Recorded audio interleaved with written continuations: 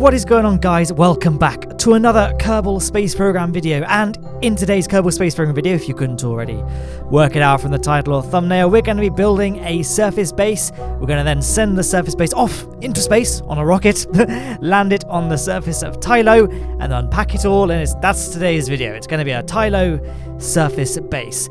At this point in the video, which you can currently see, I'm building the thing. Well, in fact, to be more specific, I'm building the rover that will actually not only function as the base's rover, but would also be the thing that assembles the whole surface colony. At this point during the build, I wasn't quite sure where I was going to be sending the surface base. The original plan was the micro-scale space station video I made not too long ago.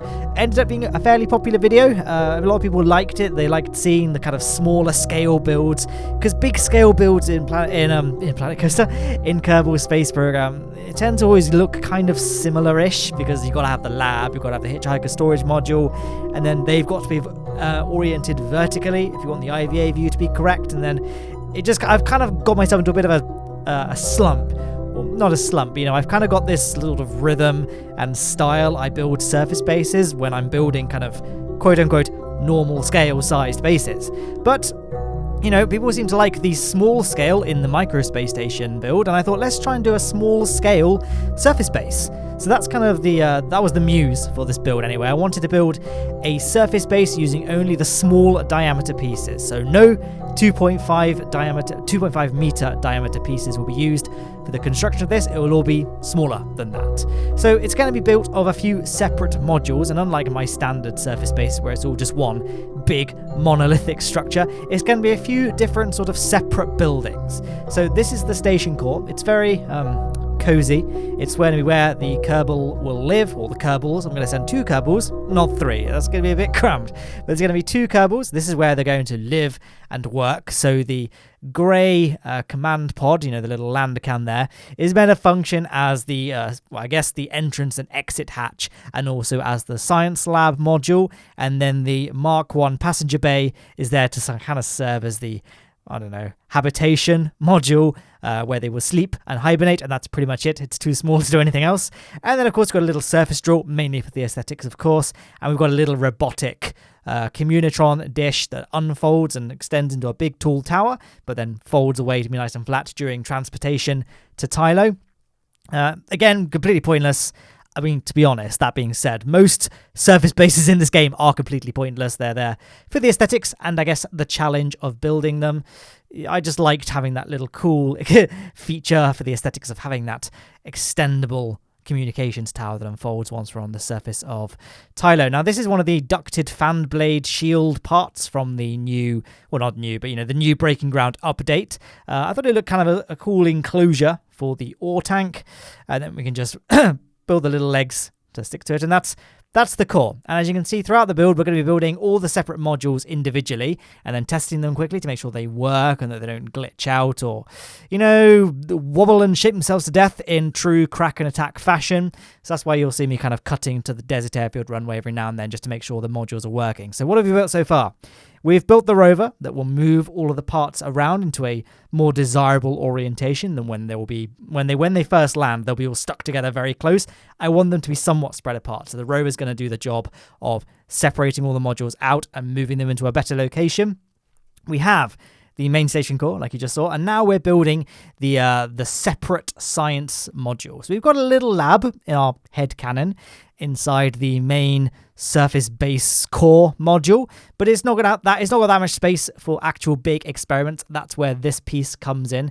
This contains obviously the Science Junior and every other single piece of science equipment in this game, except like the surface scanner, I think, is missing from it, and obviously the telescope, I suppose, as well. But this is going to be where all the big experiments will run, and of course they can be run an infinite number of times because we're bringing a scientist Kerbal with us, although it won't really yield us that much science after we run it for the first time because you get diminishing returns getting science from the same biome in this game. And you can see I'm attaching a little docking port junior to the back of it, just so it gives us a nice little thing for the rover to dock to and then move it around. It's got one little wheel to kind of use, so it kind of works as a unicycle, so it can actually still support its own weight whilst being transported by the rover. This is the biggest module that we'll be needing to move with the rover, so it was probably one of the more challenging things to build. It's the refinery piece of the base. I guess, in terms of actual in-game parts, it's just a convertitron with some ore tanks and a drill, but it's meant to be kind of there as a refinery. Again, in like the headcanon, bases in Kerbal Space Program, you got to use your imagination for a lot of them. They're not very useful things. People only really do them, again, for the aesthetics and for the challenge, I suppose. Hence why this is pretty much... It's like I've got a little chimney with 4 engines at the top of it to kind of create a nice sort of visual spectacle. Just turn on infinite fuel so it can just puff away. It looks like it's working away, generating stuff. I don't know. That's this module here. And again, we're adding a couple of wheels this time to the bottom of it. I tried just having the one wheel, a bit like the Science Junior module, but it was just a bit too heavy, a bit too topple happy for one wheel to suffice. So I added 2 little wheels to the bottom of it. One thing I wanted to make sure, though, is I wanted it to be so when the actual landing legs deploy, the wheels will be lifted off the ground. That's one of the things I never liked seeing in surface bases in this game. I've never done this personally, but it's quite a popular thing to do. I'm not knocking the method or anything like that. I'm just saying I personally don't like the aesthetic appearance of having surface bases sitting on wheels. I was like, at least I like the wheels to not even be visible, to be honest. I don't know why. I just prefer the aesthetic of not having any wheels visible. But if we absolutely do have to have wheels, I want them to be minimal, small, and really recessed into the underbelly of the parts. You can't really see that they're there unless you're looking for them. Hence why I wanted to go for as little wheels as possible on the modules that we're going to be moving around with the rover. Now, as you can see, I'm sort of using the offset tool here to kind of get them all crammed together nice and tightly so that they can be easily packaged into a fairing or a fairing on a rocket. And but also in a way that the junior docking ports can be accessed by the rover and docked into the right places. So the way they're all attached together is by the docking ports. Docking ports, when you attach them to something in the vehicle assembly building or the spaceplane hangar, can be undocked from that part once you're in flight. Obviously, they can't be redocked. They can only redock to, other docking ports. But when you're building them, if you just attach them like a decoupler, they will function like decouplers. So all of these parts are joined together by their decouplers so that they can be decoupled once we're on the surface of Tylo. At this point, I think I was still a little bit unsure as to where to send it. In fact, I think my original plan was to make this a Juna base, or even like an Arctic base on Kerbin was another idea I had. And that's why the deployable science modules inside the main habitation module include solar panels as the primary source of power, the only source of power, in fact, and a weather station is included as well to analyze atmospheres and things like that. Sending it to Tylo, if I'd known and remembered that we were going to Tylo and I'd remembered to change the payload, it would have been better using the RTGs to power this thing, because although RTGs don't generate as much power compared to a solar panel, all the way out at Jool orbit, which is very, very far away from the sun, solar panels are not that powerful. RTGs would have probably been a better choice for this station. But hey, you live and learn, and ultimately, I've got a fully unlocked tech tree. I'm not that bothered about, how much science this thing can actually get me. Now, this was the point where I knew I was going to be going to Tylo, which means that we're going to need lots and lots of fuel and thrust to land this thing on the surface of Jool's most challenging moon, I might argue. Tylo is kind of the opposite side of the coin to Eve, right? It's a very, very difficult place to visit in the Kerbin system. Eve is a very, very difficult place to leave. It's easy to land on Eve. It's the easiest planet to land on, in fact, because you can use parachutes, heat shields, all that good stuff, but it's very, very difficult to leave. It's more challenging to take off from than Kerbin, but unlike just launching a rocket off Kerbin, you have to first get it to Eve, so you need a massive rocket, generally, for Eve missions. Now, Tylo is not that difficult to take off from. It's more challenging than somewhere like the Mun, but it's not too difficult because it has no atmosphere, so you can focus a lot of your, energy on accelerating horizontally to get into orbit nice and efficiently. However, that is also the reason why it's very difficult to land on. Eve is the hardest place to leave, but Tylo is the hardest place in the Kerbin system to land on because it has no atmosphere. You can't use parachutes. It's effectively the same as Kerbin in terms of its mass, gravity, all that stuff, but you can't use parachutes, heat shields, or anything. You have to do it all via engines. Now, one saving grace again, there is no atmosphere, so you can use the vacuum optimized engines, but because it has very, very high gravity, you need to have fairly high thrust engines, generally more than one, unfortunately.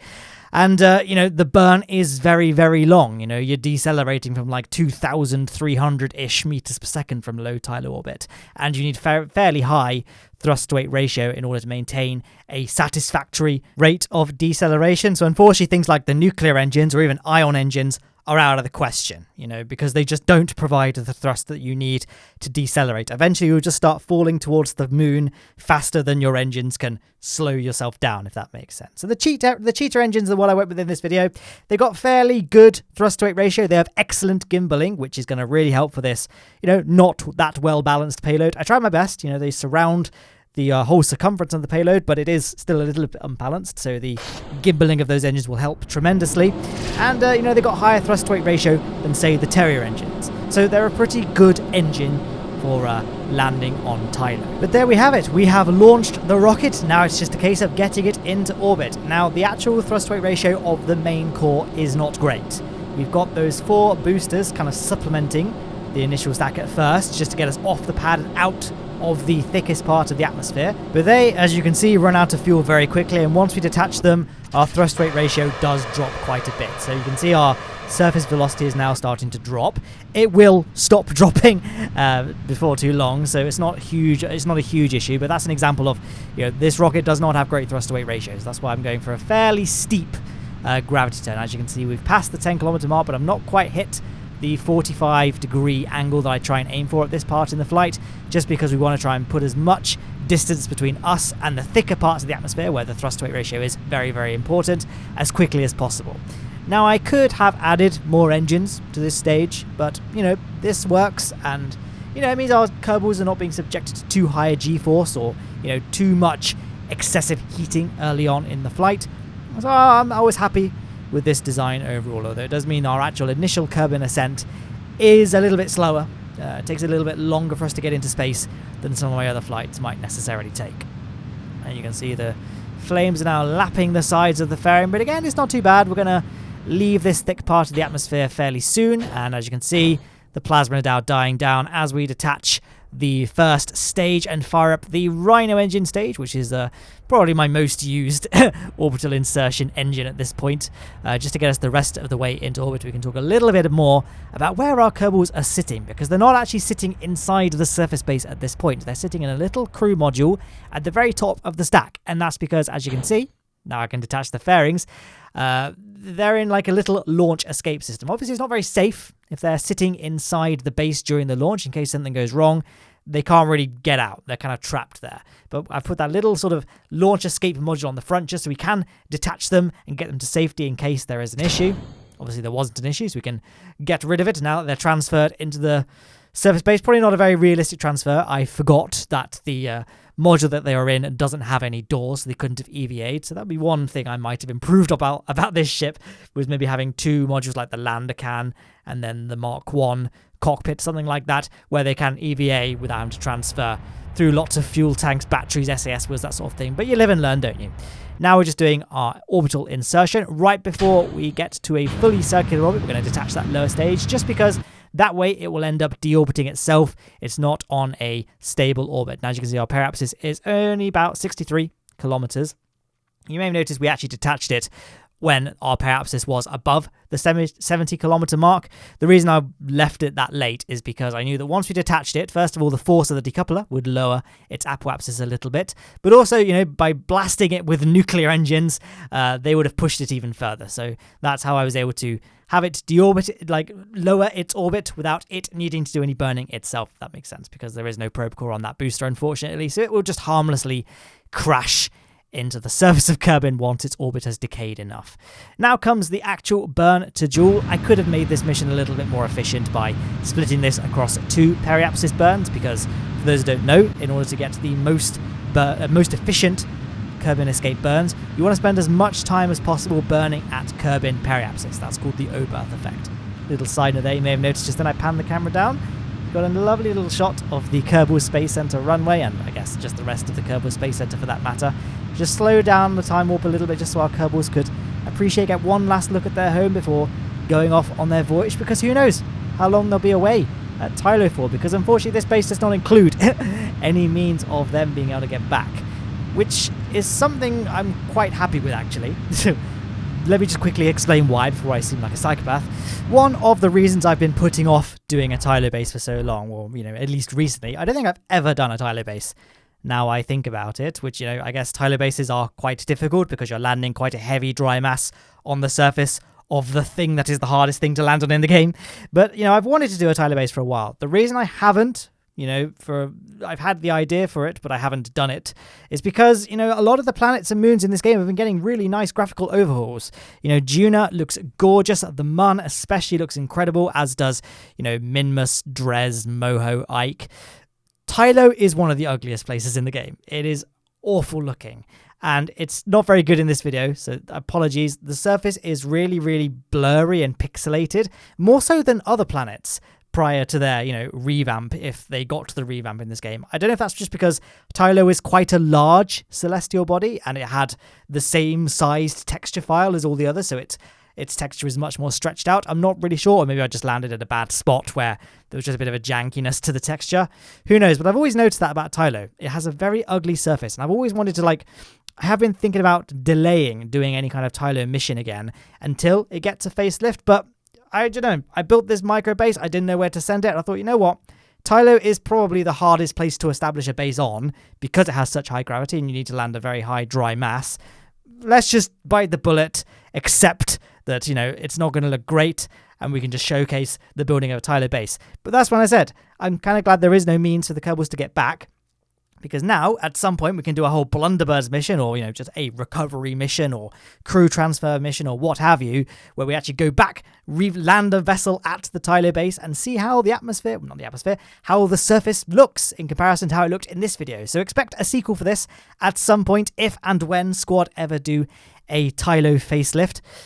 Don't know if or when they will. Obviously, the elephant in the room here is Kerbal Space Program 2 might come out prior to this update, and then that, my channel's focus could very well shift towards making content for Kerbal Space Program 2. So who knows if I'll ever actually be able to do the sequel I've sort of planned for this mission, but, if and when Tylo gets its facelift, I will definitely go there. In terms of what places I'd like to see get the revamp next, Tylo and Lathe. Number one, I really hope those two are the priority. Elu would be very nice as well, but Tylo and Lathe are the big two. Elu would be great as well. And what else is left? Pol and Bop. Yeah, whatever. I very rarely go to Pol and Bop, to be honest. I mean, Pol, if they just fix the terrain glitches with it, then that would be great, but I don't even know if it has been fixed. I usually avoid Pol for that reason, to be honest, because it has this horrible terrain glitch where you'll just crash into nothing constantly. It's just, I don't know, it's the terrain height is different to the graphics or something. I'm not quite sure. That's just one thing that's annoying about Pol. But, maybe graphics revamp is always welcomed. You may notice I saved a bit of fuel here just then by doing a Tylo gravity assist to get ourselves into Jool orbit. I usually do this kind of maneuver when getting into Jool orbit, and I know a lot of my KSP video making colleagues do similar things. I'm not going to talk about it too much in this video. There are a number of different Jool missions you can watch that kind of showcase the gravity assist a little bit better. Maybe I'll put a link in the description if I remember of a previous mission I've done which uses a Tylo gravity assist, and I might explain it a little bit more, but really just play around with the maneuver nodes. Get your Jool encounter to intersect Tylo's orbit at some point before your periapsis around Jool. Get your Tylo encounter and then just get the orbit nice and close to Tylo, and you'll just see, if you zoom out on the map screen again, that your Jool orbit will no longer be an escape trajectory. It'll actually circularize you, and then you can just fine-tune it from there. I would recommend just going to Jool and just playing around with the Maneuver Node Maker, and you'll just get it. But that's all in the past for this mission. We've actually got our Jool capture. Now we're going to loop back around and encounter Tylo again and perform our capture burn. Now, because we saved all that fuel, we actually have excessive amounts of liquid fuel in that nuclear transfer stage. So it would be a shame that we'll be ditching it with so much fuel left over. But, I do like engineering in a little bit more Delta V into my missions than I might necessarily need, because I like to plan for any sort of unexpected complications or outcomes I wasn't anticipating at the time. And hey, hopefully there is a craft file for this in the video description, so you may not be quite as efficient at the flight as I was in this video, and you might appreciate that extra delta V. So there's another reason why it's always good, at least for me at least, to add a little bit of extra delta V to my transfer stages. And this is no SSTO mission. I'm not aiming for any kind of hyper efficiency or, cutting edge engineering. I'm not too fussed about it being, slightly overbuilt for what it is. So now we're in low Tylo orbit. So I started having a look at the map screen, trying to find a point of interest to land, but ultimately it all looks pretty bad and pretty samey. So as long as I land somewhere relatively flat, I'll be happy. So we can initially begin our deorbit using the nuclear transfer stage, just that it ends up crashing into the surface of Tylo and leaves nothing like debris in orbit. And then we can start our actual proper landing burn with the cheater engines. Now this is like a 2-stage lander design, and again it has much more delta V than what it really needs, because I wanted to make sure that we were landing on a flat spot. So if it turned out our landing trajectory put us on like a slope or a very mountainous area, I guess I could reload a quick save, but I wanted to just have the facility here to actually fine-tune where we landed. So if we started landing in an undesirable place and quickly start burning radial out again and then readjust our trajectory, it's nice to know that we have the extra delta V here to enable us to do that, be a bit more picky with where we land. So you can see we're about to use up the fuel in that top stage. We can detach it. I added the SRBs to it because if I didn't add SRBs, it would probably just decouple, but because we're basically thrusting in the same direction, we would just end up hitting it and start pushing it and wasting delta V by carrying the dead weight of that stage. So the SRBs just helped pull it away, make sure we were actually detaching it properly.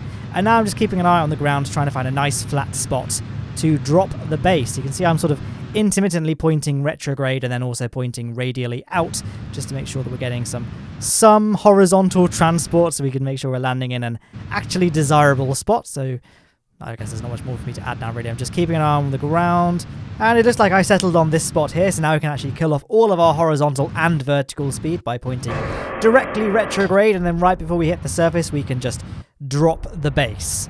So ready. As you can see, once we stop burning, and we drop very, very quickly because of the high gravity, so I want to make sure we're just above the surface before detaching our sky crane setup, and now we can just burn it away so that we actually crash it somewhere and not let it just go up and then smash straight down right next to the base.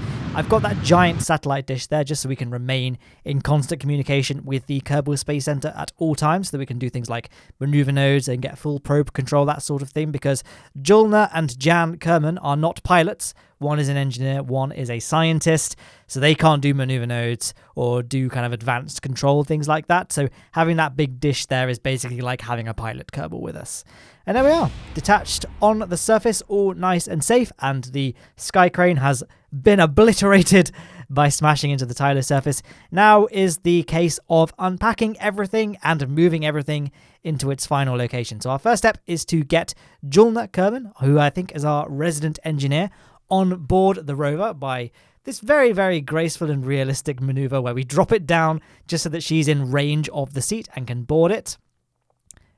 There we are, lovely. And then she can sort of drive backward. This worked much better on Kerbin, I'm not going to lie to you. I tested this thing out on the runway and it did detach much, much more gracefully. Maybe something about Tylo's... I find that Tylo's surface is quite glitchy, actually, sometimes. Maybe this is just a quirk of Tylo.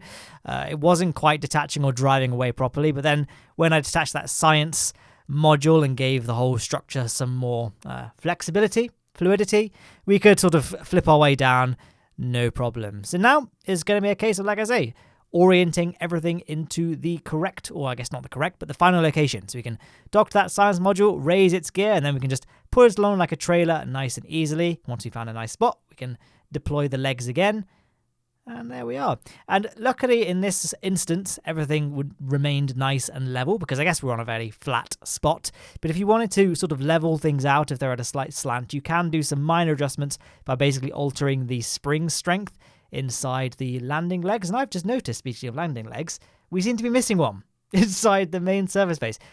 I didn't even notice that until just now. So I guess it's a bit late for me to correct it. Maybe it got destroyed on landing, or maybe I forgot to enable symmetry in the build editor, or maybe it got destroyed when our rover detached and kind of glitched into it and destroyed. Who knows? Well, there you go. Leave a comment below. Who could solve the mystery of the missing landing leg first? I'm intrigued. Oh well, whatever. Now it's going to be a case of moving the refinery, which is slightly more tricky compared to the science module because there's like you got a good little idea of how top heavy it is just there. It's very, very wobbly, tends to move about a bit. And for some reason, sometimes the steering can glitch out when pulling it. So I have to quickly switch to a different vessel and switch back by using the square arrow keys to regain steering control. Not sure why that happens. Maybe just because it's a ridiculous craft, let's face it. But there we are. That's in the position I like it. Now we're just going to put the rover sort of in between the two. I've got these little, the red and white antenna. They are useless. They are not powerful enough to reach any kind of meaningful distance away from Tylo. I guess if I installed a relay satellite into low Tylo orbit at some point, then maybe they'd have some function, but really, they're just there for the aesthetics. I'm not going to lie to you. The main communications dish is the one that we're about to unfold using an action group, I believe. Oh, I thought I timed the commentary just right, but there you go. I'm just getting a nice shot just there. Get the perfect FOV. And there we are. We can use action group 5, I think it might be, and 6 to deploy that unfolding tower. Then we can deploy the satellite dish, the little red and white aerial again, and of course the surface drill. And there's the base. Now, because the actual base door is so close to the ground, we didn't need a ladder to get Kerbals off and on the module. So fine. So now we're going to take our scientist Kerman, Jan, to deploy some experiment. Oh, no, maybe not. Just spoke a little bit too soon. He's going to first of all do the experiments regarding the Science Junior, that sort of thing, the mystery goo, the surface analytics in the form of, the seismometer, the thermometer, barometer, gravioli. What else is there? Soil analysis. There's an atmospheric reader thing, which is pretty useless on Tylo. But hey, the headcanon is, I don't think I've ever been. Have I been to Tylo in this save on Land Aerospace 2, the second one? I'm not sure if I ever have before. And we've never done a probe flyby or anything. So in my headcanon for this mission, we'd never been to Tylo before. Does it have an atmosphere? Is it made of cheese? Who knows? So that's why I brought the atmospheric analyzer with me. That's why I've got the weather station, just so we can find this out for ourselves. We are going to leave our helmets on just in case it does transpire that, in fact, Tylo doesn't have an atmosphere, which, of course, it does not. But, we can actually definitively prove that with all of the deployable ground science, like the weather analyzer, that sort of thing. And, of course, I guess things like the barometer, atmospheric and analyzer on the little science tripod thing. Well, not tripod, quad pod as well. So, yep, first thing we're going to do is get our engineer to deploy the solar panels. I believe, at least this might have been a case at one point, if engineers deploy the solar panels, they generate a little bit more electricity. And if scientists deploy the science modules, they generate slightly more science. I should have looked this up before doing this commentary, but I know there is a difference in how these things operate, depending on what kind of Kerbal you use. I wasn't too fussed about it myself because, again, we have a fully maxed out tech tree. I don't really need the science points in this save, but this all looks very cool. And that's why I'm doing it.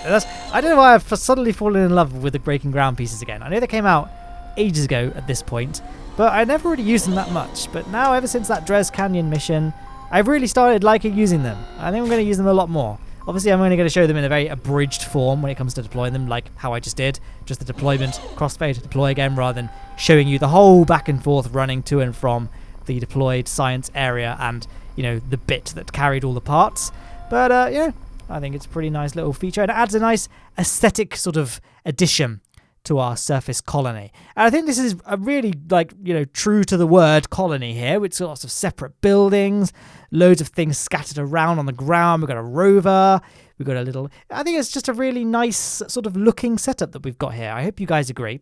Now, one of the things we're going to do is actually go and try and find a Tylo surface feature to scan using our light scanning arm, which is another reason I wanted to bring a rover with us, not just to unpack the whole base, but also to provide us with some additional science from more biomes, and also for scanning things like this thing, this weird rock. Now, we know it's part of the Breaking Ground DLC and is therefore scannable because it's a solid entity. I just clipped the edge of it with my wheels, and sure enough, the wheels responded to the rock. They absorbed the shock and kind of traversed over it. The other rocks that you can see in the background, the white ones, are not solid. You will just be able to drive straight through them, so you can't analyze those with the scanning equipment. But this one, you can. And we've got a slightly passive-aggressive message from the game telling us to come back with a better sensor. But again, these are the early days of our Tylo exploration. Now that we know what's here, we can start bringing more stuff to help out with the expedition. I mean, I am still in the middle of Destination Juna, which is my series of Juna missions. Maybe I shouldn't get too ahead of myself with conquering Tylo. Again, that might be another really good sort of thing to incorporate in this video's quote-unquote sequel, if and when Tylo ever gets a graphical overhaul. So squad, if you're watching this video, please, Tylo, I would love a Tylo update in the same sort of fashion that Juno, Ike, and all the other places had graphical overhauls. And again, Lathe, I would love to revisit life on Lathe, but I just can't bring myself to do it, knowing how good it will end up looking if, you know, Juno, Ike, Mun, Minmus, Gilly, Eve, and Moho and Drez have shown us what the potential graphics of this game could be. So that's kind of how I feel about future Jool Moon missions. But, you know, at least for this Jool Moon mission, it's all done. There is a nice little overshot of our base. You can see the docking ports on the main habitation module again. You know, room to expand later on if we wanted to, but for now, I quite like this thing having the micro scale. That was the one thing I wanted to aim for with this mission, just the micro scale base. Have it look a little bit different to my normal colonies on different planets, that sort of thing. But I'm going to wrap up the video there, guys. On the left-hand side is a link to a video chosen for you by YouTube's recommendation algorithm, and the right-hand side is a video that's just my most recent upload, whatever that may be. There are links to other things in the description, social media, Instagram, Discord, all that good stuff. Guys, thank you so much for watching this video. I hope you have an excellent day.